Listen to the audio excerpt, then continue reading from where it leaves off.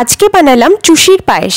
আজকে চুষির পায়েস বানানোর পিছনে অনেক বড় কারণ আছে। আজ ভোরবেলায় দেখলাম 500 সাবস্ক্রাইবার হয়ে গেছে। এই 500 সাবস্ক্রাইবারের সেলিব্রেশনের জন্য আজ সবাইকে চুষির পায়েস বানিয়ে খাওয়ালাম। আমি চুষিগুলোকে একটা ঝাঁঝরির মধ্যে নিয়ে একটু ঝেড়ে নিলাম।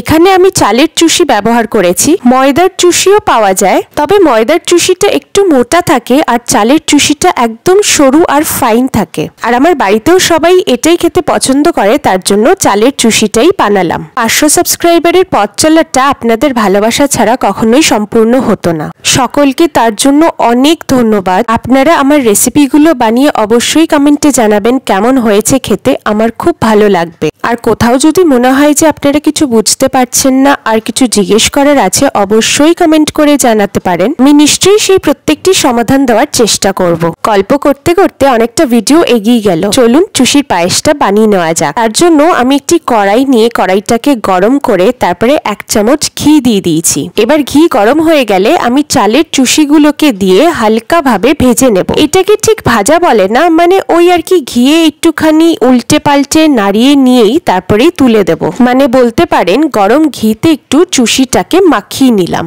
দেখবেন ঘি এবং চুষির রং কোনোটাই লাল হয়নি, ঠিক এরকমই থাকবে। ঘিতে মাখানো হয়ে গেলে আমি একটি আলাদা পাত্রে চুষিগুলোকে তুলে নেব।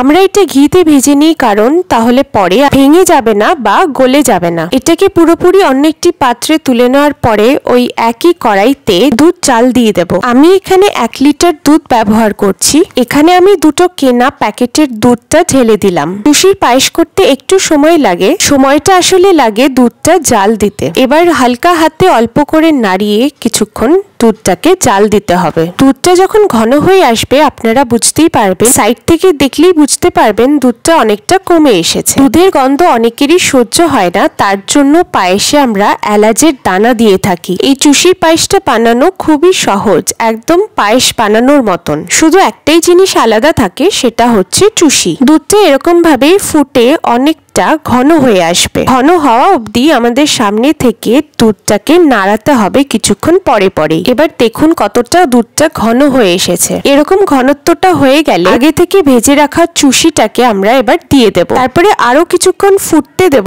যাতে আরো কিছুটা ঘন হয়ে যায়। অনেকেই আমরা কাজু বাদাম আর কিশমিশ দিয়ে থাকি। পায়েসে কাজু বাদাম কিশমিশটা বেশ ভালোই লাগে খেতে, তবে ওটা বেশি শক্ত যাতে না থাকে তার জন্য আগে থেকেই কাজু বাদামটাকে অল্প একটু জলে ভিজিয়ে নিলে তাহলে কাজু বাদামটা নরম থাকে। বেশিক্ষণ না, যখনই আপনি দুধটা জাল দেওয়া শুরু করলেন তখনই যদি কাজু বাদামটা ভিজিয়ে রাখেন তাহলেই নরম হয়ে যাবে। এবার কাজু বাদামটা দেওয়ার পরে আমি 4 ছোট চামচ চিনি দিয়ে দিলাম। বাড়িতে সবাই হালকা মিষ্টি খায় বলে আমি এখানে 4 চামচ চিনি দিলাম, তবে আপনারা যারা একটু আরো মিষ্টি পছন্দ করেন তারা আরো 2 চামচের মতন চিনি দিতেই পারেন। দেখবেন চালের চুষিটা অনেকটা ফুলে এসেছে, মানে অনেকটা হয়ে এসেছে। আপনারা দেখলেই বুঝতে পারবেন যে দুধটা অনেকটাই পাতলা আছে, আর একটু ঘন দরকার। আমরা প্রায় শেষের দিকে চলে এসেছি, আর একটু দুধটাকে ঘন করার জন্য রেখে দিলাম। এবার নামানোর আগে এলাচের 3-4টে দানা দিয়ে দেবো। ভালো করে মিশিয়ে নিলেই রেডি চুষির পায়েস। এলাচের দানা দেওয়াতে পায়েসের থেকে একটা খুব সুন্দর গন্ধ আসছে। এবার একটি আলাদা পাত্রে পায়েসটাকে তুলে নেব।